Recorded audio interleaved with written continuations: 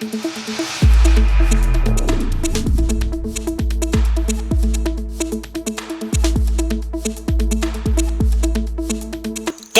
के चंद्रकला गार्डन में अखिल भारतीय अधिवक्ता परिषद की 2 दिवसीय कार्यशाला आयोजित। राष्ट्रीय अध्यक्ष सत्य प्रकाश राय ने कार्यक्रम का उद्घाटन करते हुए अधिवक्ता परिषद से जुड़े उद्देश्यों को अधिवक्ता के बीच रखा। उन्होंने कहा कि अधिवक्ता परिषद सामाजिक व आर्थिक रूप से पिछड़े तबके का न्याय सुलभ करना ही संस्था का मूल उद्देश्य है।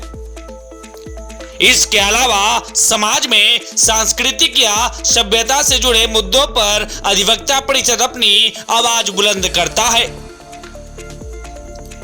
मौके पर बड़ी संख्या में अधिवक्ता परिषद से जुड़े पदाधिकारी मौजूद थे।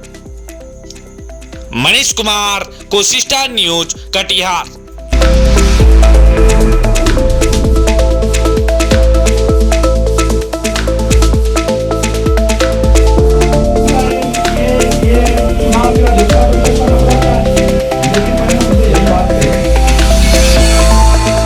ये पूरे बिहार के हर जिले से अधिवक्ताओं का प्रतिनिधित्व इसमें है और इसमें हम विशेष रूप से अधिवक्ताओं के इन्हेंसमेंट के लिए, उनके बेहतरी के लिए कैसे जुडिशियरी को मजबूत करा जाए इसके बारे में, और समाज के अंतिम व्यक्ति तक कैसे न्याय पहुंचाया जाए इसके बारे में, और कुछ कॉन्स्टिट्यूशन के मूलभूत सवाल जो हैं उनके बारे में, इन चीज़ों को लेकर चर्चा करते हैं हम लोग। अधिवक्ता संघ भी तो यही कर रहे हैं। अधिवक्ता संघ भी तो यही कर रही है।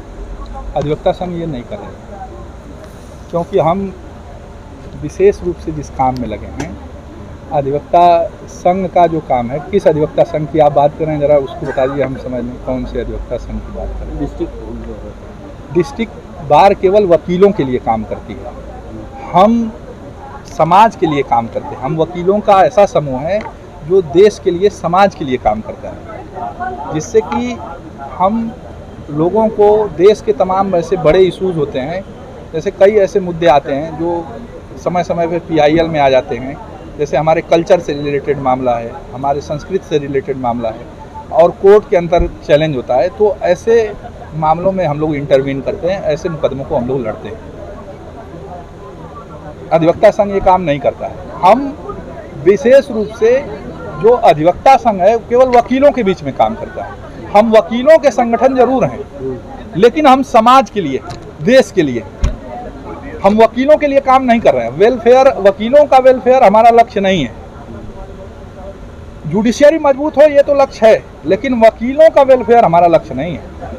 हमारा लक्ष्य ये है देश कैसे मजबूत हो, राष्ट्र कैसे मजबूत हो। जैसे तमाम कानून, जैसे 35A में ये ऐसा कानून था जो अभी ख़त्म हुआ, रिपील हुआ, उसमें ऐसा किया गया कि एक अध्यादेश को बिना पार्लियामेंट से पास किए कॉन्स्टिट्यूशन का हिस्सा बनाया गया।